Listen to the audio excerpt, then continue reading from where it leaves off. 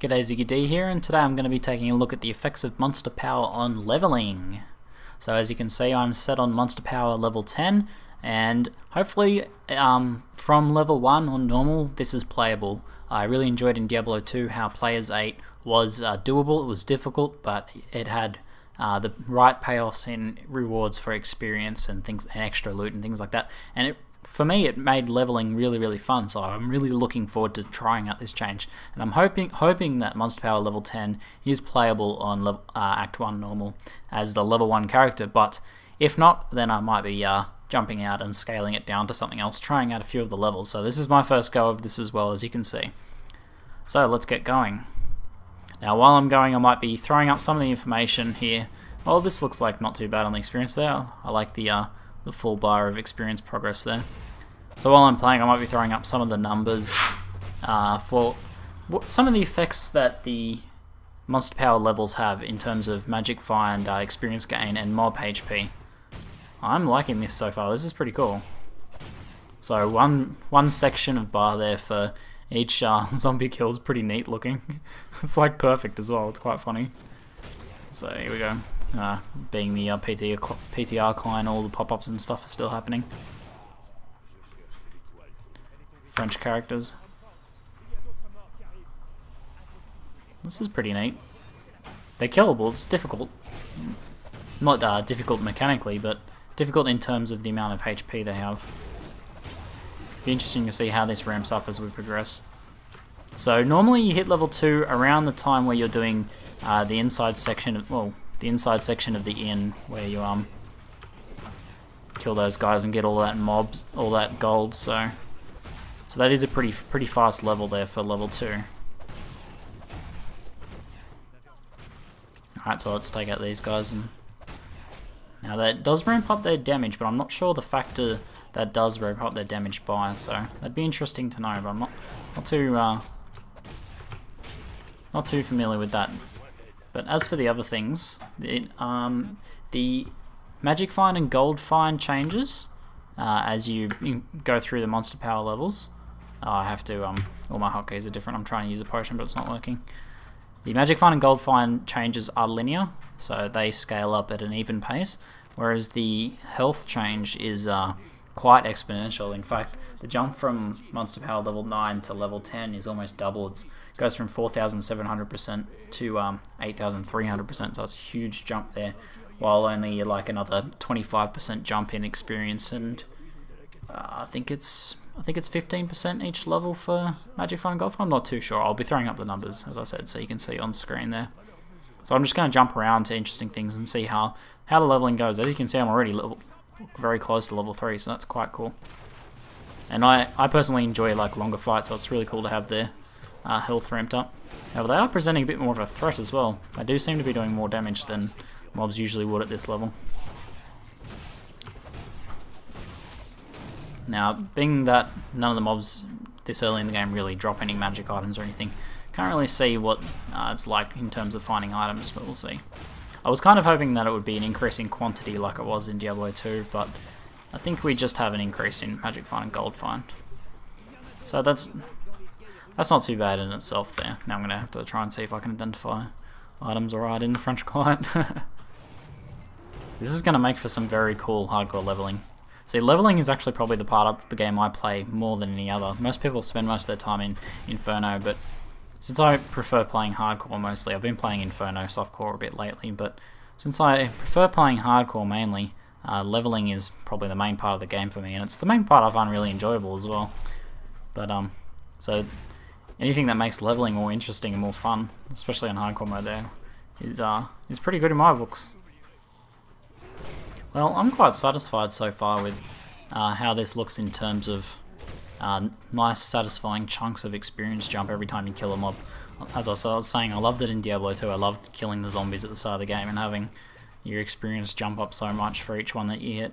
I think this will be encouraging me to level some alts in softcore and maybe to play a few more hardcore characters. I might have to delete a few of the dead ones first. Alright, so I've just hit level 4, and these guys in here are pretty threatening if they can get us around on you. They're still just as dopey as they are in in Act 1 ever, but we still have bunches of tips coming up here. Man, these tips. And I can't get rid of this message either. I don't have no idea what this feature is. Like, messages in there? What? I don't even know what that is, and I can't get rid of it. So, that's something wacky with the PTR client. If that was in English, I might be able to figure out what it's for, but I think I'm pretty keen for this to go into an actual patch from a PTR. I'm quite happy to try out new stuff in the PTR, but this is making me really want to level some new characters, but it's a bit hard to feel like leveling when I know that all this stuff's going to get lost. I'm kind of used to that from playing in betas like Path of Exile, but I'd like to do some Monster Power level 10 leveling, maybe in hardcore and in a few new characters in softcore level up. If only they sold extra character slots, because I'm already on like 9 out of 10.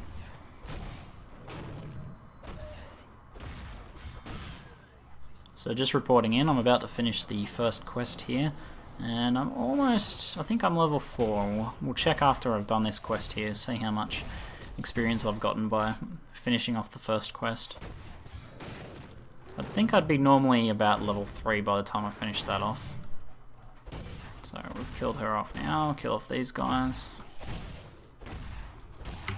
And yeah, we're just about to level 5, two points off level 5 there, so that's pretty neat.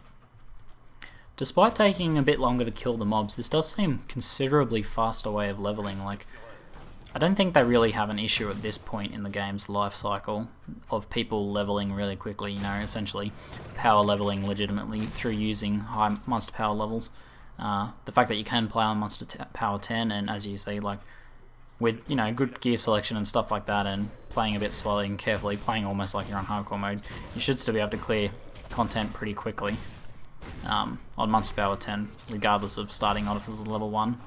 See, I thought there was a chance that there was going to be something like where you can clear Act 1 on Monster Power 5 and then go back once you're leveled and do it again on Monster Power 10 or something like that, and you'd be able to do it. But it's pretty neat that you can do it straight away now like this.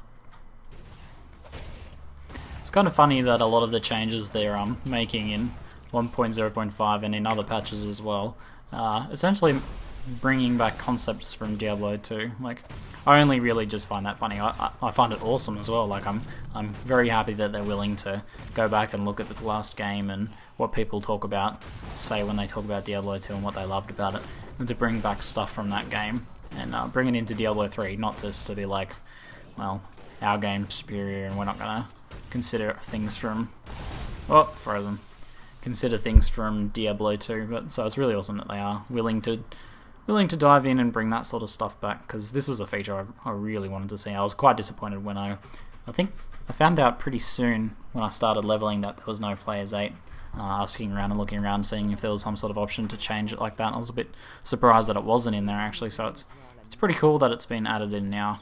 I'm sure a lot of people are of the mindset that the game should have been like this from launch, but I'm pretty happy to see that they are dedicated to improving a game well after launch, and I can see that they're going to keep doing awesome patches like this. And you know, I've heard a lot of people saying, you know, Diablo 3 will be Game of the Year for 2013, so I don't know about that, but it's definitely going to be a more and more awesome game over time. And you know, Diablo 2 is exactly the same. It wasn't as awesome when it was first launched as it was, you know, at the end. People only really look at the end, not vanilla Diablo 2, and all the changes that they made through that in terms of balance and game features. A lot of those sort of stuff that we do love about Diablo 2 was added much later.